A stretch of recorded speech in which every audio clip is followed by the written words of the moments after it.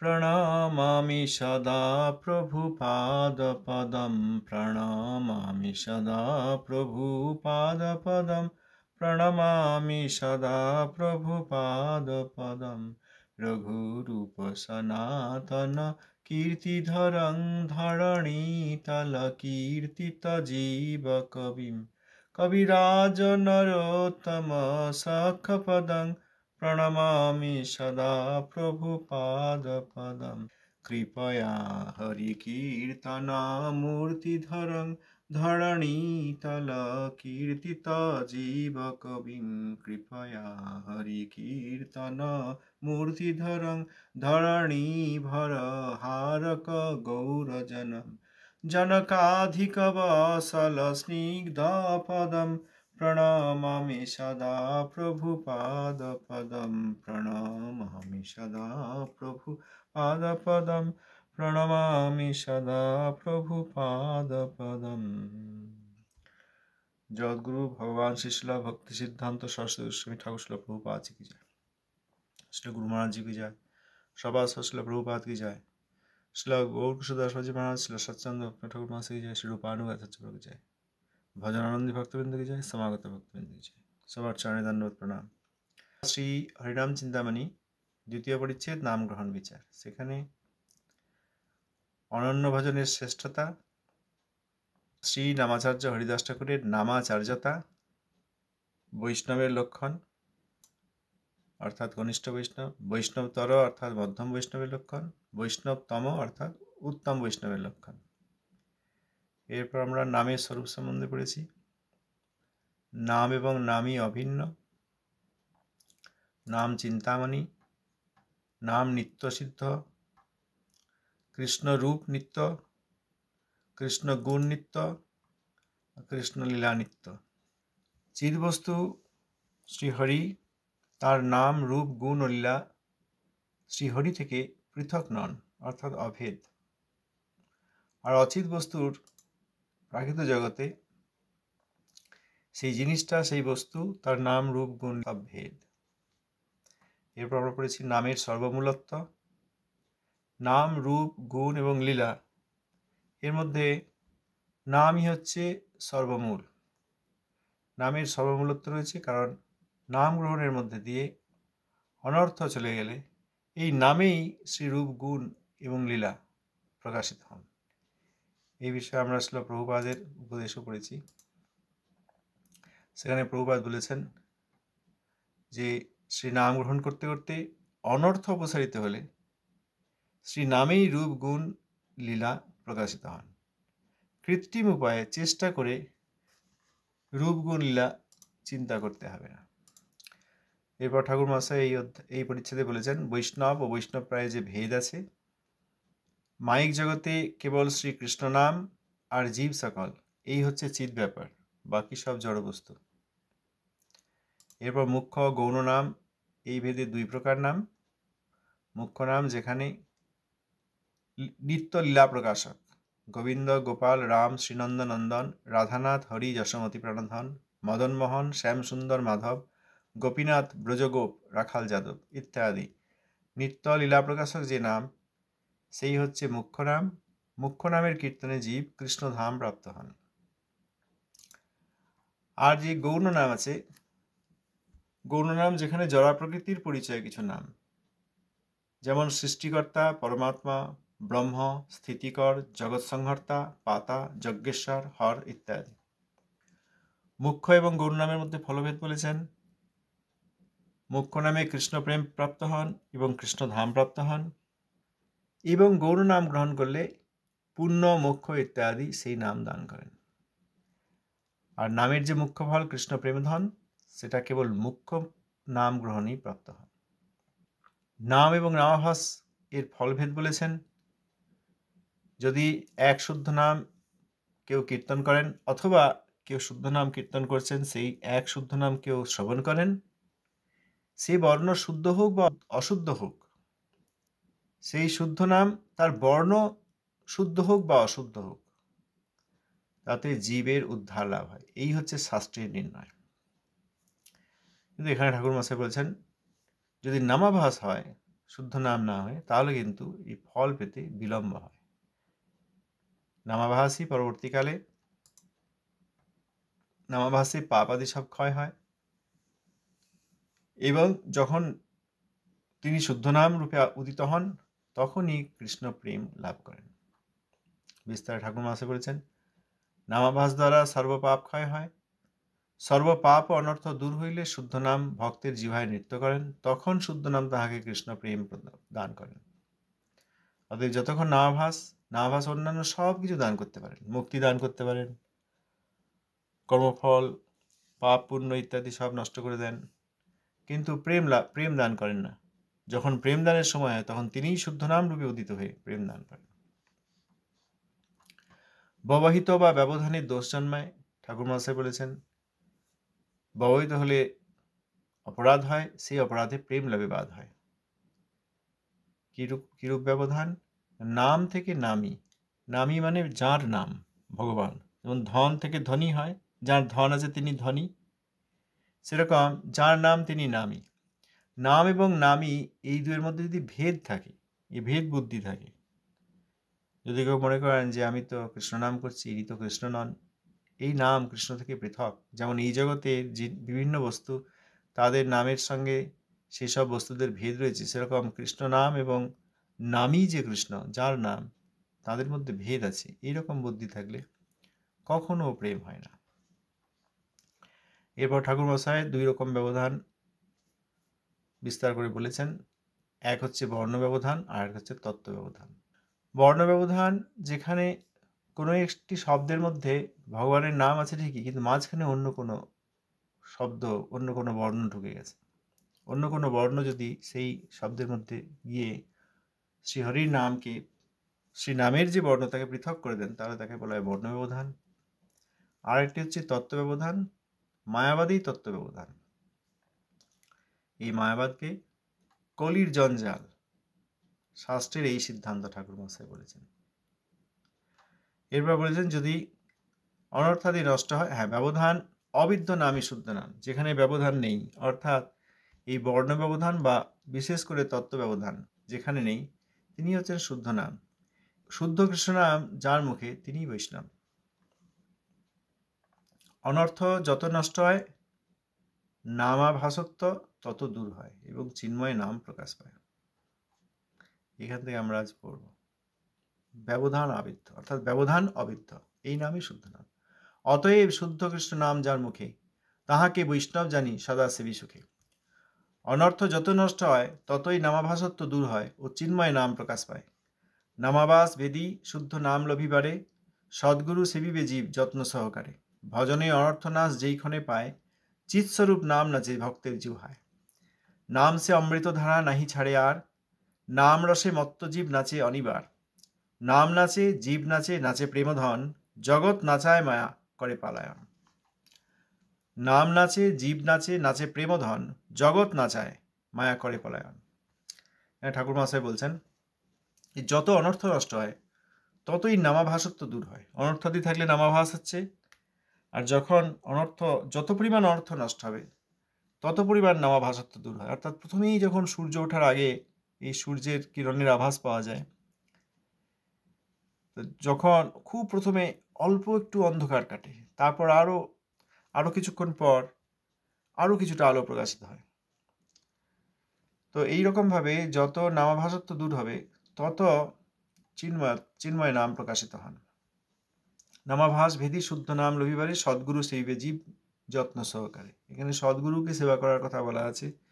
অসৎগুরু, বৈষ্ণব অপরাধী গুরু, বৈষ্ণব রূপ গুরু, গৌর নিত্যানন্দের বিরোধী গুরু, যোগী গুরু, কর্মী গুরু, জ্ঞানী গুরু, তপস্বী গুরু, ঐন্দ্রজালিক গুরু, প্রভুপাদ বলেছেন এইসব শব্দ প্রভুপাদের শব্দ। ঐন্দ্রজালিক গুরু ইত্যাদি এইসব গুরু সাধনা করে কখনো শুদ্ধ নাম হয় না। নামাভাসকে ভেদ করে শুদ্ধ নাম পাওয়ার জন্য, সদ্গুরুকে ভজনা করার জন্য, যত্ন সহকারে ভজনা করার জন্য জীবকে উপদেশ করেছেন। ভজনে অনর্থনাশ যেইক্ষণে পায়, চিৎস্বরূপ নাম নাচে ভক্তের জিহ্বায়। এই ভজন করতে করতে যখন অনর্থাদি নাশ হয়, তখনই চিৎস্বরূপ নাম নৃত্য করেন ভক্তের জিহ্বায়। এখানে ওই সে কথা আবার আসছে। প্রভুপাদ বলেছেন যে কৃত্রিমভাবে স্মরণাদি করতে হবে না, নামের কৃপাতেই অনর্থ অপসারিত হলে নামেই রূপ গুণ লীলা। নাম করলেই রূপ আসবেন, গুণ আসবেন, লীলা আসবেন তা বলেন নেই, নামেই রূপ গুণ লীলা প্রকাশিত হবেন। আর নামের সর্বমূলত্ব ঠাকুর মহাশয় এইখানে এই অধ্যায় এই পরিচ্ছেদে বলেছেন, নামের সর্বমূলত্ব অর্থাৎ রূপ গুণ লীলা। আমি এখন রূপ ধ্যান করছি, বা আমি গুণাদি চিন্তা করছি, বা আমি লীলাদি চিন্তা করছি, এরকম হয় না। আমি নাম গ্রহণ করছি। যদি রূপ গুণ লীলা আদির চিন্তন হয়, ধ্যান হয়, নাম গ্রহণ করতে করতেই হবে, নামের কৃপাতেই হবে, আর নামেই এই রূপ গুণ লীলা প্রকাশিত হবে। নাম সে অমৃত ধারা নাহি ছাড়ে আর, নাম রসে মত্ত জীব নাচে অনিবার। নাম নৃত্য করেন জীব, অর্থাৎ আত্মা নৃত্য করেন, আর প্রেমধন যে প্রয়োজন বস্তু তাও নৃত্য করেন, অর্থাৎ বিশেষ রূপে তিনি প্রেম প্রয়োজন প্রাপ্ত হন। জগৎ নাচায়, অর্থাৎ জগৎও নৃত্য করতে থাকে, আর মায়া করে পলায়ন, অর্থাৎ বহিরঙ্গা মায়ার যে প্রভাব সেই সব নষ্ট হয়ে যায়। এরপর যাহার নামে শ্রদ্ধা হয় তাহারই নামে অধিকার হইয়া থাকে, নামে সর্বশক্তি আছে। নামে অধিকার নরমাত্রে কইলে দান, সর্বশক্তি নামে প্রভু করিলে বিধান। যার শ্রদ্ধা হয় নামে সেই অধিকারী, যার মুখে কৃষ্ণ নাম সেই সে আচারী। এই হরিনামে ভগবান সকলকেই অধিকার প্রদান করেছেন এবং সর্বশক্তি তিনি নামে প্রদান করেছেন। এই হচ্ছে ভগবানের বিধান। শ্রীল ঠাকুর মহাশয় কীর্তনে লিখেছেন, তুহু দয়া সাগর তারইতে প্রাণী, এই কীর্তনে যে নামেই তিনি সর্বশক্তি প্রদান করেছেন। যার এই শ্রী হরিনামে শ্রদ্ধা হয় তিনিই হরিনাম গ্রহণের অধিকারী, আর যার মুখে কৃষ্ণ নাম তিনি আচারবান। দেশকাল অশৌচাদির বাধা নামে নাই, দেশকাল অশৌচাদির নিয়ম সকল, শ্রীনাম গ্রহণে নাই সে নাম সে প্রবল, শ্রীনাম গ্রহণে নাই নাম সে প্রবল। কোথায় আছি, এখন কি সময়, সন্ধ্যা না বিকাল, না অশৌচকাল, অশৌচাদির নিয়ম, এসব কিছু নাই। শ্রীনাম গ্রহণ সর্বদাই শ্রীনাম গ্রহণ করা যায়, নাম গ্রহণে কালাকাল বিচার নেই। ন দেশ কাল নিয়ম ন শৌচা শৌচ নির্ণয়। এই শ্লোক ঠাকুর মহাশয় উদাহরণ দিয়েছেন শ্রী ভজন রসের দ্বিতীয় অধ্যায়ে, দ্বিতীয় জামে। কলিজীবের নামে নিষ্কপট বিশ্বাস হইলেই নামে অধিকার হইল, সেই বিষয়ে ঠাকুর মহাশয় লিখছেন, দানে যজ্ঞে স্নানে জপে আছে তো বিচার, কৃষ্ণ সংকীর্তনে মাত্র শ্রদ্ধা অধিকার। এখানে ঠাকুর মহাশয় বিস্তার করে বলছেন, দানাদি কর্মে দেশ কাল পাত্র শুদ্ধাশুদ্ধি বিচার অধিকার জন্মে, শুদ্ধাশুদ্ধি বিচারে অধিকার জন্মে, কিন্তু কৃষ্ণ সংকীর্তনে শ্রদ্ধায় একমাত্র অধিকার, তাহাতে অন্য কোনো বিচার নেই। যদি কেউ দান করতে চান বা এই ধরনের যেসব কর্মকাণ্ডীয় বৃত্তি আছে সেগুলো করতে চান, তাহলে দেশ কাল পাত্র ইত্যাদি তাদের শুদ্ধ তাদের অশুদ্ধ এসব বিচার করতে হয়। কিন্তু শ্রী হরিনাম সংকীর্তনে দেশ কাল নিয়ম ইত্যাদি কোনো কিছুর বিচার নেই, কেবল শ্রদ্ধায় একমাত্র অধিকার, যাহার শ্রদ্ধা হয়েছে তিনিই হরিনাম গ্রহণ করতে পারেন। যুগধর্ম হরিনাম অনন্য শ্রদ্ধায়, যে করে আশ্রয় তার সর্বলাভ হয়। কলিজীব নিষ্কপটে কৃষ্ণের সংসারে অবস্থিত হয়ে কৃষ্ণ নাম সদা করে। এই যুগধর্ম শ্রী হরিনাম বিশেষ রূপ অনন্য, অর্থাৎ এক্সক্লুসিভ, একান্তভাবে শ্রদ্ধার সঙ্গে যিনি গ্রহণ করেন, আশ্রয় করেন, তার সব লাভ হয়। কলিজীব নিষ্কপটে কৃষ্ণের সংসারে অবস্থিত হয়ে কৃষ্ণ নাম সর্বদা কৃষ্ণ নাম করেন। নামের অনুকূল বিষয় গ্রহণ ও প্রতিকূল বিষয় বর্জন, ভজনের অনুকূল সর্বকার্য করি, ভজনের প্রতিকূল সব পরিহরি, কৃষ্ণের সংসারে থাকি কাটায় জীবন, নিরন্তর হরিনাম করেন স্মরণ। কৃষ্ণের সংসারে অর্থাৎ কৃষ্ণ কেন্দ্রিক সংসারে সব কিছুই যেখানে শ্রীহরির উদ্দেশ্যে, শ্রীকৃষ্ণের উদ্দেশ্যে, সেই রকম সংসারে থেকে যদি কেউ জীবন অতিবাহিত করেন এবং নিরন্তর শ্রীহরি নাম গ্রহণ করেন, অনন্য বুদ্ধিতে নাম গ্রহণ করিবে, আর কোনো ধর্মকর্ম কভু না করিবে, স্বতন্ত্র ঈশ্বর জ্ঞানে অন্যে না পুজিবে, কৃষ্ণ নাম ভক্ত সেবা সতত করিবে, কৃষ্ণ প্রেম লাভ তার অবশ্য হইবে। অনন্য বুদ্ধিতে নাম গ্রহণ করার জন্য ঠাকুর মহাশয় উপদেশ করেছেন। নামেই যখন সর্বসিদ্ধি হয়, নাম যখন সব কিছু দিতে পারেন এবং অন্য কোনো ধর্মকর্ম কৃষ্ণ প্রেম দিতে পারেন না, কিন্তু নাম একমাত্র, শুদ্ধ নাম একমাত্র কৃষ্ণ প্রেম এবং কৃষ্ণধাম দিতে পারেন। অতএব অন্য কোনো ধর্মের প্রতি বা কর্মের প্রতি যদি আমাদের আগ্রহ থাকে, তাহলে নামে অনন্যভাবে স্মরণ হলো না, অনন্য স্মরণ গ্রহণ করা হলো না। যদি আমরা অন্য কিছু করি, তাহলে অনন্য স্মরণ গ্রহণ করা হলো না। আবার যদি অন্য কাউকে স্বতন্ত্র রূপে ঈশ্বর জ্ঞানী পূজা করা হয়, ব্রহ্মা, শিব, গণেশ, সূর্য ইত্যাদি, অন্য স্বতন্ত্র অর্থাৎ ইন্ডিপেন্ডেন্ট, তাহলেও নাম গ্রহণে অপরাধ হবে। কৃষ্ণ নাম গ্রহণ করবেন, এই কথা ঠাকুর মশাই বলছেন। আমাদের কৃষ্ণ নাম গ্রহণ করতে উপদেশ করছেন। ভক্তের সেবা সর্বদা করতে বলছেন। কৃষ্ণ নাম গ্রহণ এবং ভক্তের সেবা করলে কৃষ্ণ প্রেম লাভ তার অবশ্য হবে। এখন মুশকিল হচ্ছে এখানে, ভক্ত সেবা কাকে বলা হয়? আমরা এই অভক্ত, আর বিশেষ করে ভক্ত বিরোধী যারা, ভক্তের প্রতি বিদ্বেষী যারা, তাদেরকে এনে এনে সেবা করছি। মনে মনে তাদেরকে যত্ন করছি, লালন পালন করছি, তাদের দেওয়া শিক্ষা দীক্ষা সব গ্রহণ করেছি, তাদের সঙ্গ করে আসছি, ছুটি নিয়ে একবার করে দেখা হলেই হাসছি, আনন্দ করছি। এই অভক্তদের, বিশেষ করে ভক্তব্রুব যারা ভক্ত বিরোধী, এই জন্য আমাদের কৃষ্ণপ্রেম লাভ হচ্ছে না। এত কিছু করেও যখন কিছু হচ্ছে না, তখন আমাদের চিন্তা করা দরকার, কেন হচ্ছে না। তার কারণ শুদ্ধভাবে কৃষ্ণনাম গ্রহণ হচ্ছে না, শুদ্ধ ভক্তের সেবা হচ্ছে না, ভক্তের নামে অন্য কারো সেবা হয়ে যাচ্ছে। এই জন্য কৃষ্ণ প্রেম লাভ হচ্ছে না। যদি কেউ শুদ্ধভাবে হরিনাম করেন, হরিনামের অনন্য স্মরণ গ্রহণ করেন, অনন্য বুদ্ধিতে, যে একমাত্র হরিনামেই হবে। ঠাকুর মহাশয় অন্যত্র বলেছেন যে কনিষ্ঠ অধিকারী তিনি, যিনি অনন্যভাবে নামের স্মরণ গ্রহণ করেছেন। তার এখনো বিশেষ করে তত্ত্বজ্ঞানাদি হয়নি, কিন্তু কৃষ্ণ কীর্তন, কৃষ্ণ নাম সংকীর্তনই যে একমাত্র পন্থা, তা তিনি বুঝতে পেরেছেন এবং তিনি অন্য আর কিছুই করেন না, একমাত্র কৃষ্ণ নামকেই গ্রহণ করেন। তিনি কিন্তু গরিষ্ঠ অধিকারী, খুব সহজে পাওয়া যায় না।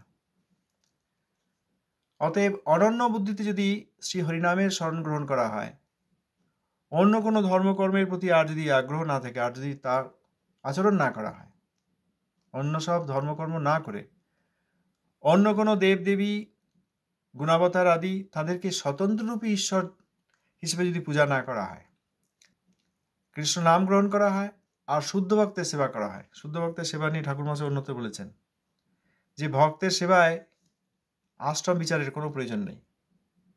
তিনজন সন্ন্যাসীকে ডেকে নিয়ে আজ প্রসাদ দিই বা একটু কথাবার্তা বলি, সঙ্গ করি, এরকম নয়। আশ্রম বিচার, বর্ণ বিচারের কোনো কথা নেই, কেবল ভক্তি তারতম্যেই ভক্তের সম্মান। অতএব যার যে পরিমাণ ভক্তি, তিনি সেই পরিমাণ ভক্ত। এই শুদ্ধ ভক্ত যারা, তাদের সেবা করতে বলেছেন, তাহলে কৃষ্ণ প্রেম লাভ তার অবশ্যই হবে। হরিদাস কাঁদি প্রভু চরণে পড়িয়া, নামে অনুরাগ মাগে চরণ ধরিয়া। হরিদাস পদে ভক্তি বিনোদ যাহার, হরিনাম চিন্তামণি জীবন তাহার। হরিদাস ঠাকুর শ্রী নামাচার্য, মহাপ্রভু তাকে জিজ্ঞেস করছেন আর নামাচার্য শ্রী হরিদাস ঠাকুর উত্তর দিচ্ছেন। মহাপ্রভু এরকম করেছেন তার পার্শ্বদগণকে দিয়ে, তার পার্শ্বদগণকে প্রশ্ন করেছেন আর তার পার্শ্বদগণ উত্তর দিয়েছেন গৌর সুন্দরের ইচ্ছায়। এখানে নামাচার্য শ্রী হরিদাস ঠাকুরকে নাম মাহাত্ম্য বলার জন্য মহাপ্রভু আদেশ করেছেন। মহাপ্রভুর ইচ্ছা অনুসারে, আদেশ অনুসারে নামাচার্য শ্রী হরিদাস ঠাকুর শ্রী নামের মাহাত্ম্য বর্ণন করেছেন। এই বর্ণন করে হরিদাস ঠাকুর তিনি গৌর সুন্দরের শ্রীচরণে পতিত হয়ে নামে যাতে অনুরাগ হয় সেই প্রার্থনা করছেন। ঠাকুর মশাই লিখছেন, এ হেন নামাচার্য শ্রী হরিদাস ঠাকুরের শ্রীচরণে ভক্তি বিনোদ যাহার, অর্থাৎ শ্রীচরণেই তার ভক্তিরূপ আনন্দ। হরিনাম চিন্তামণি জীবন তাহার, এই হরিনাম চিন্তামণি ঠাকুর মহাশয়ের জীবন। ইতি শ্রী হরিনাম চিন্তামণৌ শ্রী নাম গ্রহণ বিচারো নাম দ্বিতীয় পরিচ্ছেদ।